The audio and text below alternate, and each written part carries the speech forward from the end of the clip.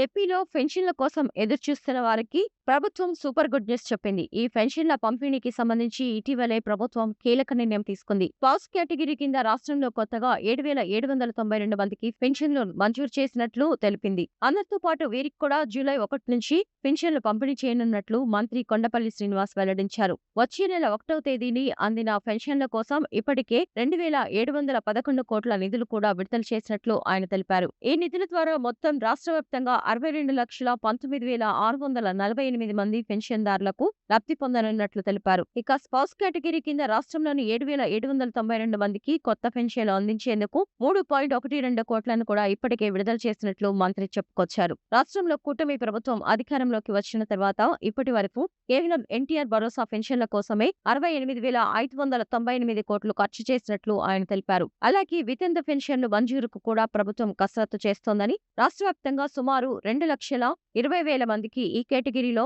అర్హులుగా ఉన్నట్లు గుర్తించామన్నారు. మరో 2 నెలల్లో వితంతు పెన్షన్లు కూడా అందించేందుకు ఏర్పాట్లు చేస్తున్నట్లు తెలిపారు. ప్రభుత్వం కొత్తగా అందిస్తున్న స్పౌస్ పెన్షన్లు అంటే ప్రభుత్వం నుంచి ఇప్పటికే పెన్షన్ తీసుకుంటున్న వ్యక్తి మరణిస్తే ఆ పెన్షన్ను అతని భార్యకు అందిస్తారు. పెద్ద దిక్కు కోల్పోయిన కుటుంబానికి ఆసరాగా ఉండాలనే ఉద్దేశంతో ప్రభుత్వం స్పౌస్ కేటగిరీ కింద వారికి నెలకు 4,000 రూపాయలు అందజేస్తున్నారు.